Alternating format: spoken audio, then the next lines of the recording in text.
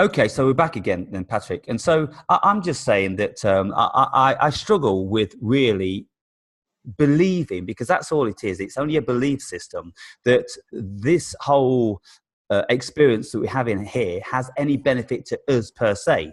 I'm more inclined to think that it only has a benefit to consciousness as a whole. Like every single blade of grass. I mean, does the blade of grass experience the benefit of itself? Does a tree experience the benefit of itself? Does a sea urchin experience the benefit of itself? Why is it that we consider that we're over and above all these life forms when we're the same stuff? We're the same energy. We don't know that a sea urchin has any less consciousness than we do. It could be very, very conscious in its own little world, and yet we project onto it a much lower level of consciousness. And so really, I mean, all the things that we think about, they're all projections, I think, of the individual experience that, you see, if you have an experience that when you die, you go into the shiny black. Lots of people have spoken about going into the shiny black. Well, that's not very appealing to most people. But if you say when you die, you go towards the beautiful bright light and all the angels are singing, then of course that's more appealing. So therefore, one gains a greater footing in the human psyche than the other one, when they're both equally as important and real as far as real is, because they're both born out of the human psyche from a human psychical experience. But what we do is we manipulate and we take bits off this one and we stick bits off that on this one, and this is what we've done with religion. And so all you've got to do is to know the intricacies of the human psyche, is look at the stories we tell ourselves. We tell ourselves stories. Every single thing about our individual life is a story that we're telling ourselves. And if you was being watched, Patrick, say like for 5 years of your life, 24 hours a day, and somebody played this back to you, then you'd probably look at that and go, did I do that? Was that me? I didn't say that. No, this is wrong, because it would contravene the story that you're telling yourself, because we all think we're something when we're evidently not, because everybody else will say that, no, you're not like that, you're like this, and you're like that. Who's right?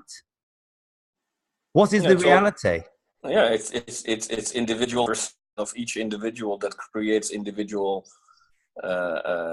understanding of whatever we're looking at. A very easy example to try to imagine is if I could give you my eyes for, let's say, 5 minutes, and you could give me yours, I'm sure that whatever you use to look at in your apartment will look very different using my eyes, because even though it would be the same, it will still be a couch and a chair and a kitchen, the colors, the structure, a lot of things will be perceived differently because the set of eyes would be not from you. So of course there is no one reality, like, we could take one thing and say this is how everyone perceives it, because everything that you perceive has to be perceived from a point of reference. If you look at a cube, you can look at it from very different angles, and it could look like different objects. When you can only see it at once, then you will realize it's a cube. Yes, that's right. Okay, Paul is back. Hello. Hi. So what I will mention to you guys, just in case you encounter this, I sent Paul the invite within a couple of seconds of sending it you. But what happens is when you send one, the second one doesn't go. And so I noticed on my send, it was still bright blue instead of going pale blue, indicating that it had been sent. And so it takes some time between the two invites. And so I was waiting. We've been online 5 minutes, Paul. And so it comes straight through. As soon as it came looked up, I put it straight in. Yeah, that's what I'm saying then. So therefore, you have to bear this in mind. If someone doesn't come through to you straight away, then just check that the email has been sent, because it evidently isn't sending. Yeah. We always do. We're just talking about how we perceive the nature of reality. And Patrick's saying, well, if we're in the same room, then we're not going to perceive the same reality. And of course we're not, because we have our programs, we have our biases, we have a different path which has led us there. And so it isn't the fact that we are standing in exactly the same place and therefore we should have the same perception, because perception doesn't work like that. Perception is entirely based on our previous experience. For instance, if you get somebody from the Amazon jungle and you take them to the Empire State Building and ask them to look over New York for the first time, and if you take a New Yorker up there and you go, okay, you two guys, you're both seeing the same thing then, look at that down there, look at this down there, they're going to be seeing the different stuff, aren't they? Because one of them is trained to see a certain something and the other one hasn't been trained at all to see any of that. And so therefore then the perception is absolutely going to be categorically different. Well, like when we watched those videos about 6 months ago, like I'm on about the imagination again. There was one guy on the video that he could actually look at buildings and then he could go back and draw them. Yeah. He was like a young man. And then there was another one, he could see all mathematics in the air, didn't he? Yeah. In three-dimensional space. So it says that anything that's ever been and everything that will ever be has got to be here somewhere. Yeah. This is like you said about, like Patrick said about the Akashic records. So everything's there. It's just a case of it seems to me that we've been given everything to be put into our mind than to stop us to reach in that aspect of actually kind of tune into what is out there. Let me add another perspective, because Doris Cannon, she touched on this with one of the links after the video you sent me, Patrick. Now, what she's saying in this is that we have the facility to be able to create absolutely everything we want to. Now, if we don't take full grasp of this facility with the realization that we are in actual fact a shard of God, if we don't do this, then what's going to happen is other people with a stronger perception and grasp on their own reality will be manipulating us, and we'll be following everybody else. And this is what's happened to the world, because we've had this knowledge extracted from us and it's not been promoted to us. We're not given the opportunity to learn about it. There's only very few of us that do it. And when we do it, we look at this world and we go, hang on, this isn't the world that you're telling us all. Whereas the people in the street, they go, yes, it is. The world's round and God created it and it's 4,000 years old and all this sort of thing. And so it is all down to the individual to capitalize on this experience using all the tools that they can muster and to look absolutely critically. It's all down to the strength and the level of your operating system. It appears to be, and there's so many levels of this operating system, evidently, because we're at one, and there's other people, so-called down below, there's other people so-called up above. And if you asked yourself the question, we've asked it, Paul, we've said, how much more can these illuminated ones know than us? Because we know quite a lot of bit. Another paradox. Yeah, we know quite a lot about, seemingly we do, at least comparatively, we know a whole lot more than the vast majority of people around us, and yet we're still relatively powerless in real terms. And so what is it that gives them the edge? And this guy I was speaking to today, he says, well, these people, these Illuminati, they're all puppets. All it is, it's a hierarchical system of puppets upon puppets upon puppets, and the ones on the absolute top, nobody will ever see them.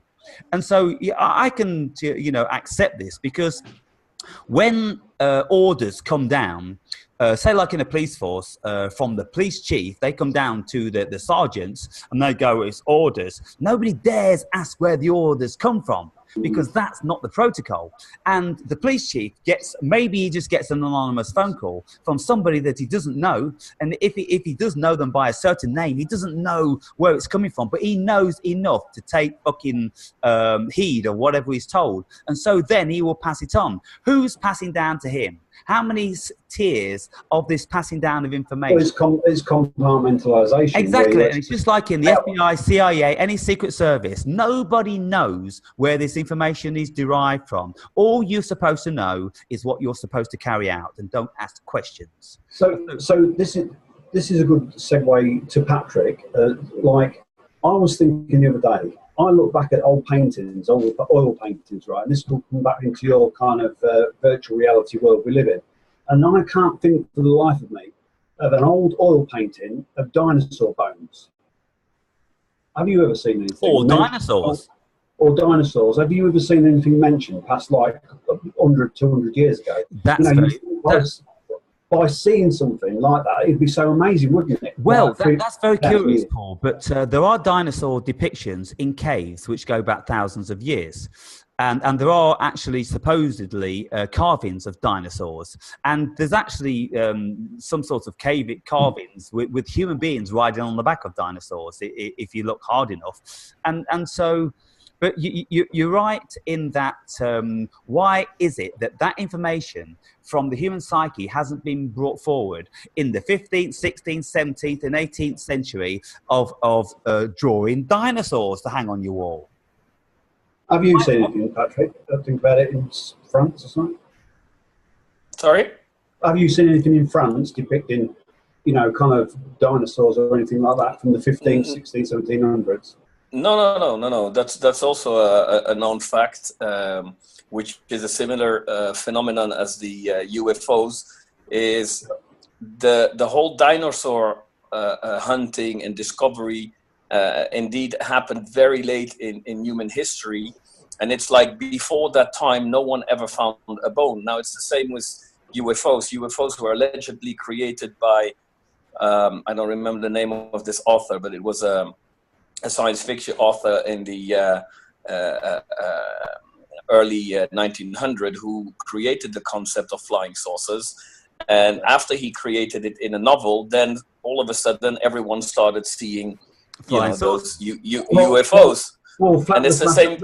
Yeah, you carry on. Sorry, you carry on. Yeah, and it's the same phenomenon. It's the same phenomenon with dinosaurs. Now, when I saw a video that said the dinosaurs never existed, I watched the evidence, and I went to search online myself into the various websites of these museums where you can see these dinosaurs, and they all admit that all the bones that they have displayed are actually reproductions of so-called original bones. There is not a single museum in the world that is actually showing you the real bones of what has been found. Now, when you start digging more, you will find that most of the dinosaurs that are on display were reconstructed after finding a couple of bones, and then they extrapolated the rest of the animals from those two bones. Yeah. It's only very recently that very conveniently that one organization, what are they called? Paleontologists? That there is one organization that gathers all the artifacts of the world, right. Which is part of the... they're called the Illuminati. Yeah, well, but they hide them in the fucking vault of the Vatican. Yeah, well, they're behind that institution, which is I can't recall the name right now, but anyways, as soon as you start looking into it, you also start realizing that it might just be a hoax.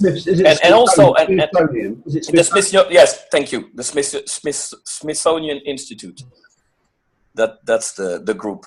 Now, the funny thing is, if you just try to apply logic and you look at the earth and you look at the size of the trees and of the bushes, do you imagine if the earth was inhabited with these giant monsters, how quickly they would have eaten all the trees and all the bushes, and how desert-like the earth would have become?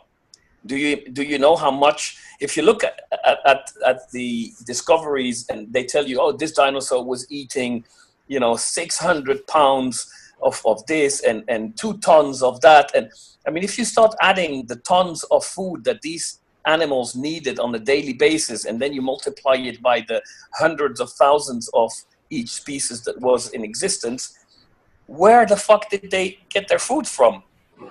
You know, the trees didn't grow faster in those days as they grow now. The bushes didn't grow faster. Where did they get the food? Doesn't make any sense. None of it makes any sense, does it? It doesn't matter what avenue you look into, none of it makes sense. You see, when you've got these dinosaurs, they've also done tests due to the magnitude of them, due to the weight of them. When they do the science, they say that those bones could not sustain that weight. No, it's true. You know, they weigh, I don't know, 100 tons or something like this. And so 100 tons, and they're supposed to dwell in swamps. Well, you mean 100 tons, they'd never get out the freaking swamp. And so all this stuff, it doesn't make any sense, does it? And it's absolutely crazy. It's like you said about the cave drawings. Who's to know how many of those was somebody go in a cave, go, we've got a cave here, let's draw something on this cave wall. We don't know whether they're true or not. You just don't know, do you? What you're looking at. We can only see the photograph or the photograph of the actual, you know, the actual drawing within the cave. Yeah. You just don't know what the hell is true out there and what's not, you know. Are you guys familiar with Michael Cremo? You are, Paul? Yes. Yeah. Yeah, and so this guy is like, he's an archaeologist. What else is he, Paul? Paleontologist. Paleontologist, yeah, he's a few things. He does research about the history of the human being. And so he's heavily involved in archaeology and paleontology. And he's recited many occasions when renowned archaeologists have discovered stuff at a certain level, and it's been carbon tested to in excess of 200,000 years, and then they've gone on to like 1 million years, and then they end up in this sequence of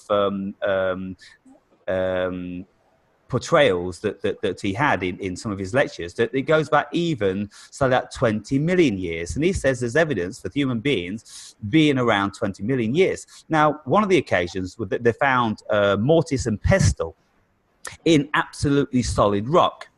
And this rock was dated like this 20 million years. And so with things like that, you could frown or be skeptical about some of this stuff, but there's so much of it. And also all these giant bones that have been found all around the world, which everything goes missing. And so at the end of the day, it seems that, you know, the concept, at least, of the human being has been around for millions of years. And so in that case, then, if they've been around millions of years, then you would have thought they would have been around with the dinosaurs also. And so hence the drawings of humans riding on the back of dinosaurs. But it comes down to the fact that whatever you're looking at and whatever you put your eye upon, like you said, I mean, look at 9/11. You go back to 9/11. And still numbers know the truth. So how can we go back millions of years? It's just, it's an impossibility. It's kind of, you put the greatest minds on earth at it, but you'll always come away with about 50 various answers and no truth. You know? Or maybe 50 million. But you see, when you look at, say, like the Pentagon, for instance, and that hole in the Pentagon was supposed to be created by a Boeing 747. Even the most stupid of person flipping burgers in a burger joint would be able to look at that and go, that don't make sense. The windows on either side of the hole are still intact. When this plane's like 170 meters long, wide wingspan or something like this. And so when the vast majority of the human race are in negation about things which are so in your face, what hope have you got? Absolutely none, because they just cannot see. They don't have the wherewithal. So therefore, you have to reflect that, like Dolores Cannon says, she says, we're not all human. There's only a few of us that are human. All the rest of them, there's certain people that call them backfill. There's other one that call them backstage or something. You call them NPCs. I call them automata. Paul calls them husks. We've all got names for these creatures that we know are not human, because they can't be. And this is why I asked the question, what is it actually to be a human being? How do you define it? Is it to be consciously aware? Is that what it is to be? No, because, I mean, even the burger flipper is consciously aware. If you stick a pin in him, then it's like, you know, and so it's more than that. It seems that there's a spark that some of us have, and it's like Westworld, for instance. We're told in so many different. You see, there was. Who was it in recent time? I saw a video, I don't know whether you sent it to me, Paul, whereby this guy says they have created human-like beings which are indistinguishable already. And so then when you start listening to people like David Icke, who says that Ted Heath, his eyes used to close over like reptiles and go absolutely black. And he said he saw this with his own freaking eyes when he was speaking to him on one occasion. And there's so much of this stuff going on. It is absolutely wacky. It is wild beyond comprehension. And so what have we done?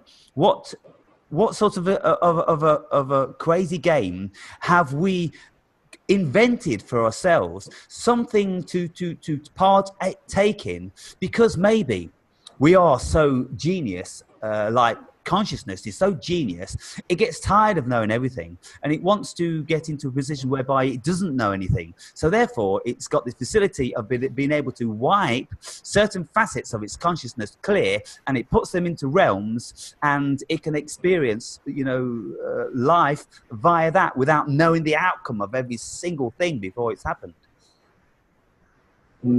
Or creating the illusion of time, because there is no time, is there? It's only illusion. And so there is no time. Yeah, so if you create the lineage of time, then you've got the illusion of life, and so you can partake. Once you mention time to the human being, it's a trap. Simple as, you know, you're trapped in. You mentioned time, you mentioned language, you mentioned math. All these things, they trap the human psyche into parameters whereby you cannot get out of. Because if you experience astral projection or psychedelics or deep meditation, this, that, and the other, if you try to put them into language and convey them to somebody, you can't touch them, because those words cannot be received, because the energy that you are trying to transpose into words doesn't work. And Patrick, having had this DMT experience, if you try to transpose that energy that you experience into words, it cannot be done. So therefore, it seems to me that the language is a part of the prison. It's a part of the rule set, like you have in the prison. You can't do this and you can't do that, and you're going to get banged up at such and such a time, and did a time such and such a time. All these rules. Language seems to me to be a rule of this dimension, which is part of the prison, because it absolutely keeps you in the prison, because you can't express anything outside of language about the spiritual world, but nobody will believe you because they can't feel it. Yeah, and can we say that we get onto you in a second? Sorry, Patrick, you're jumping in, but can we say that that an artist can actually represent what's behind the words indirectly? You can look at it and go. I don't think there are any words, Paul, because Michelangelo and Beethoven, they never used words. They just create. That's what I'm saying to you. That's what I mean. They create on a piece of canvas. It's always, you can't put it into words. It almost kind of, it's got its own eminence. It's resonating energy out of the actual. Painting. I was going to ask Patrick, what's your thing on this Enki thing and this, that, and the other? Is it Enki? Yeah, Enki, Anunnaki. Yeah, Anunnaki, Enki, Enlil. Well, again, like everything, you know, it's like on this earth, when you don't have a religion, you need to have another system in place, because not everyone is inclined to religion. So if you want to control everyone, you need to create more control systems. And with the you know, it's funny that the Sumerian tablets have been discovered at a time period where we started exploring so-called space and imagining other civilizations. Science has never been able to find the missing link between the big apes and the actual human being. So, you know, the narrative, I mean, Zachariah Sitchin, who was the guy who brought that story up as being the official translator of these tablets. If you look into the guy, he's a Freemason. The guy had tremendous financial help from the groups who are controlling us. So creating a new narrative There is, Agenda 21 that you've probably heard of, and Project Bluebeam, which are all concepts that are there to try to reshape. If they want to bring the new world order, they want one religion, one currency, one ruling system. Everything needs to be united. Now, the only way that you can unite, it's Ronald Reagan who said that in a speech when he was president, and he was already preparing us to that concept. He said, well, imagine if there would be a threat coming from space, then all humans on Earth would unite. He said it. I don't know if you ever heard that speech when Ronald Reagan said that. So basically the concept is they've been preparing us for an alien invasion, and the alien invasion, they cannot create an alien invasion like in the movies where the aliens come down and just want to kill us and have a technology that surpasses our technology. Now, if you bring down aliens that come representing Enki or Enlil, who were the creators of humankind, and they come in peace to see what their creation has become, then you create a scenario where whatever they're going to use with the Bluebeam project to project whatever they want to convince people about these aliens coming from space, they're probably going to come up and say, yeah, we saw the Tesla car of Elon Musk floating in space. That's why we came, because we want to buy one.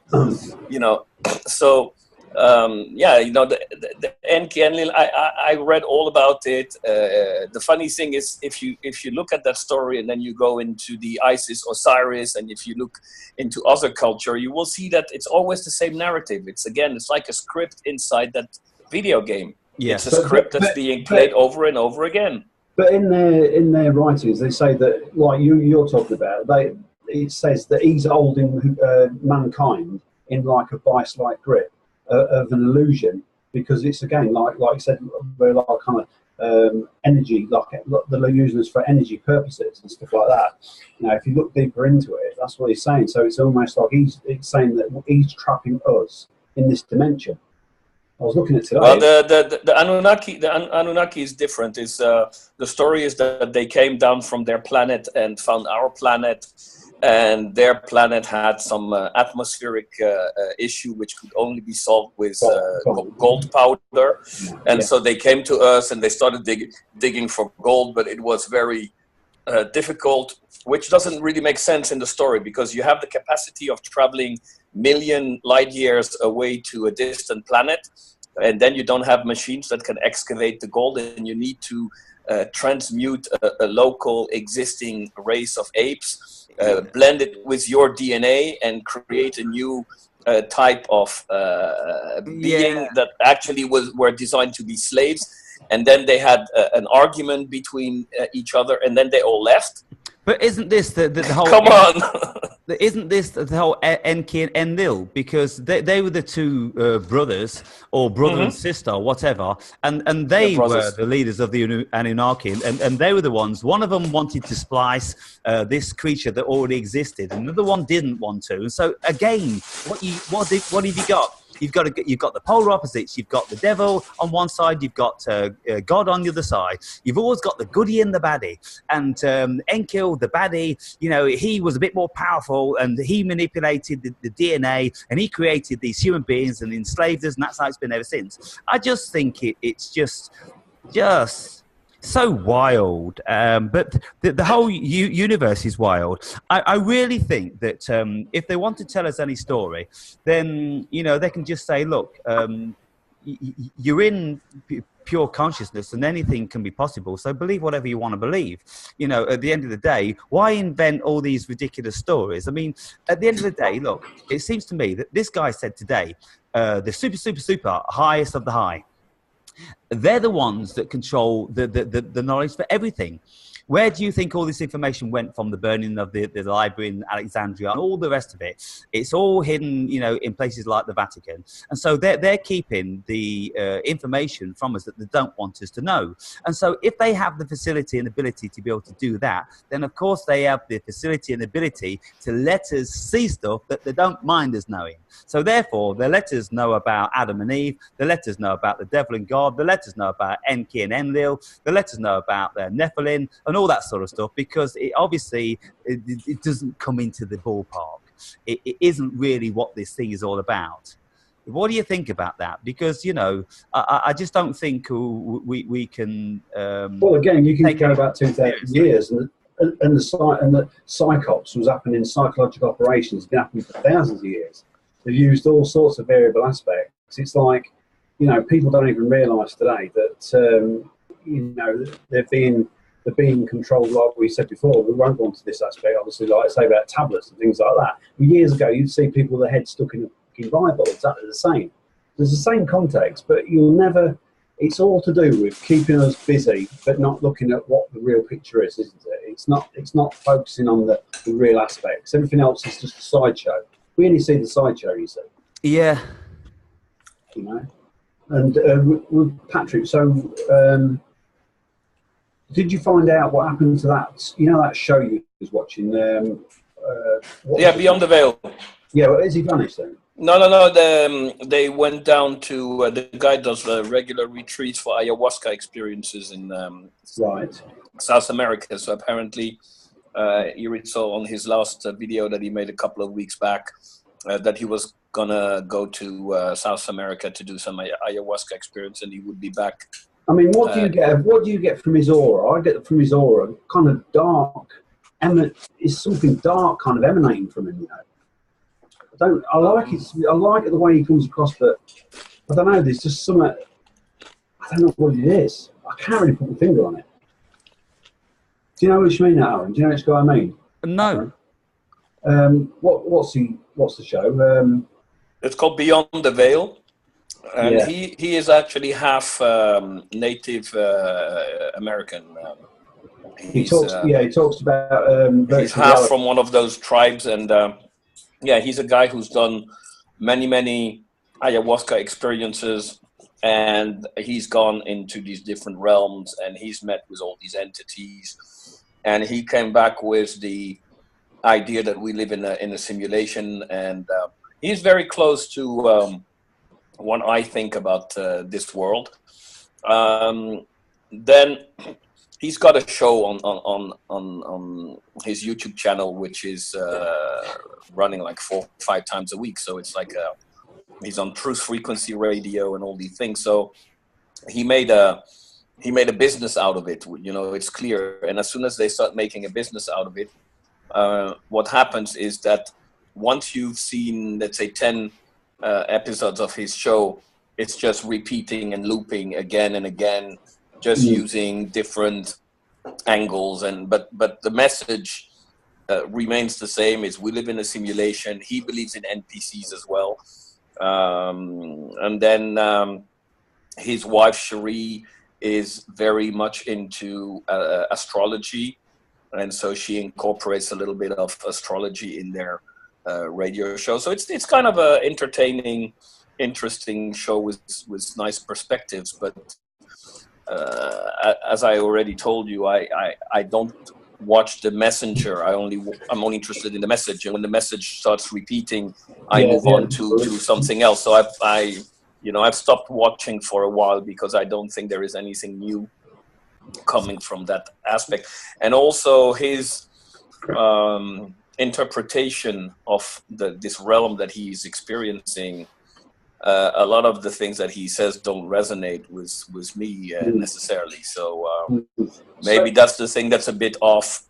So Aaron, what do you think to this aspect of when people go into the DMT arena and they're seeing this black and white checkerboard when it's actually represented in the Freemasonic lodges? What do you think the connection there is between DMT and the actual Freemasonic lodges? What do you think? Do you reckon they've tapped into some dimension? Or what do you think? Yeah, absolutely. Because it all pertains to alchemy, and it pertains to symbolism. And so these people are for sure, they've been versed in psychedelics, and this is why they're so adamant that they're going to be controlling them, because they know that they enlighten people, and they know that they give people the capacity to be able to see this stuff. And so all of this stuff which is related to the Kabbalah and that, this, that, and the other, is all based on symbolism. And you say, well, where does this symbolism come from? Well, we know that a great deal of it comes out of the psychedelics, or it comes out of a very deep, profound meditation.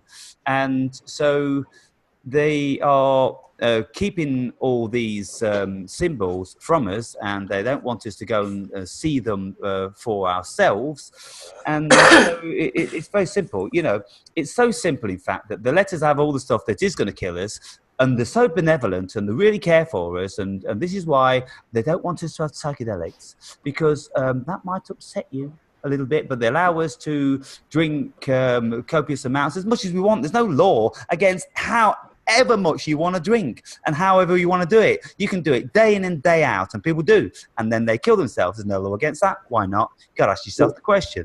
Well, look at the damage it does to the internal body. Then you go into hospital, you go into private care, and you know there's all this stuff being turned over, isn't there? As opposed to something like DMT or ayahuasca. But what, you know, it says to me that it's like on their emblem they've got the acacia tree on the actual Freemasonic thing. Yeah. So it's as if to say that they tapped into something many years ago, and I didn't know that. What was the Queen? Was it Queen Elizabeth, who to do with John Dee? You've heard of John Dee?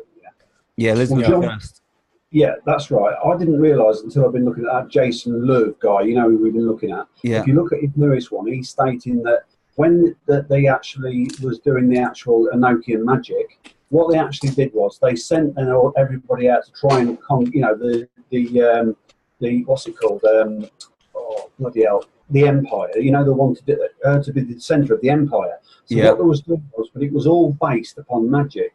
Even when they actually did the first voyages to America, it was all done on a magic circle and a circuit. So they used all the kind of alchemical processes to send the boat there at certain times, this, that, and the other. So they're saying even from the first embryonic stages of America, that's why you've got all these, the Pentagon and everything there, because it was originally stated that's what it was supposed to be about. It was supposed to be like a spiritual endeavour to kind of unite the world one as the original one world order. It was supposed to be central of it. Yeah, whether they were Illuminati or whether they were Masons, I mean, it's common knowledge that there's at least a third of them, the founding fathers, that were Masons, and so they're all steeped in symbolism and magic and all the rest of it. And so, yeah, the whole world is controlled under magic. You know, we speak about this quite a lot, don't we, Paul? We've got about 2 minutes left, and so we're going to wrap this one up. And I'm absolutely starving now, so I'm going to have something to eat. But we never actually concluded on the flat Earth. So very briefly, in about 30 seconds each, what can we say about that? Where do you stand? Does it mean anything to you? I'll go then. To me, what I'm looking at is the case of, I think, as I've looked into it, apparently the first embryonic stages of it coming forward again was about 2011-12 on that site called Reddit. They started talking about it, and apparently a lot of the stuff originates from there. Then they post it further into the net, into the internet. Well, what does it mean to you? What does I'm going to tell you. It means to me, it's a psychological operation where you'll never. It's just a mind fuck. It's just going to spin your head round. So what do you feel? Do you feel the world's round? Do you feel it's flat? Or round. You feel it's round? Round. Yeah, I've got to go with round. Yeah. Okay, so what do you feel, Patrick?